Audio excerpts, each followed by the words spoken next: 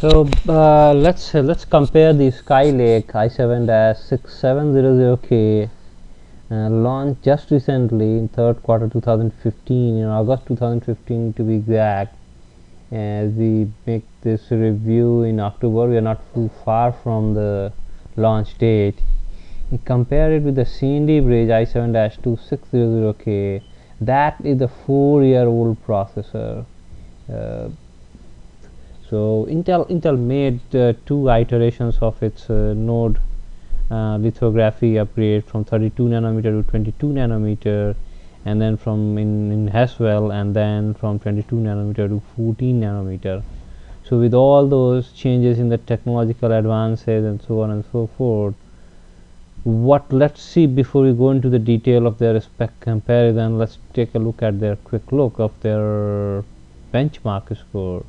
We have a score of 8546 versus 10,880, and that gives us roughly 2,300, which means that about 25-26% of performance improvement. That is very disappointing, and sometimes I wonder if Moore's law is something like a Ponzi scheme, in which he predicts the processor performance to double something like every 2 years or so. That seems to have hit its end sooner than later. So let's take a look at their key parameters in their specification. We have the same amount of cache memory, hasn't changed in that. The system bus, the bus connects the processor to the chipset, has improved from 8 giga transfer per second to 5 giga transfer per second. And looking at the clock frequency, both of them are quad cores with hyper-threading support. And looking at the clock frequency, we have a huge difference: 3.4 gigahertz versus 4 gigahertz, and 3.4 gigahertz to 2.8 gigahertz to 4.2 gigahertz. It's a simple clock ramping that's giving us most of the performance improvement. Of course, a little bit due to the architecture tweaking, but does not seem to give it much headroom.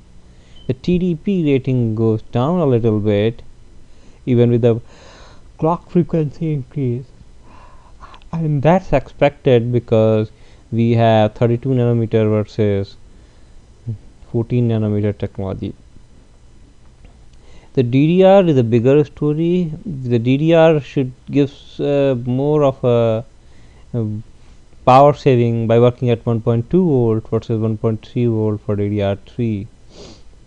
Now the integrated graphics is a way too much improvement from HD Graphics 3000 to HD Graphics 530, and I don't have a number right now, but I believe it's at least 60-70% better power, better performance than HD Graphics 3000. So in a nutshell, if you are looking at purely the processing power, you don't get many, and if frankly it's not really the time to upgrade, even if you have the CND bridge. And even for the gaming, you get an extra graphics card, and you can have a good graphics performance for the CND bridge itself. But if you have to buy a new processor or a desktop system anyway, Skylake is obviously a good choice. Thanks for taking a look.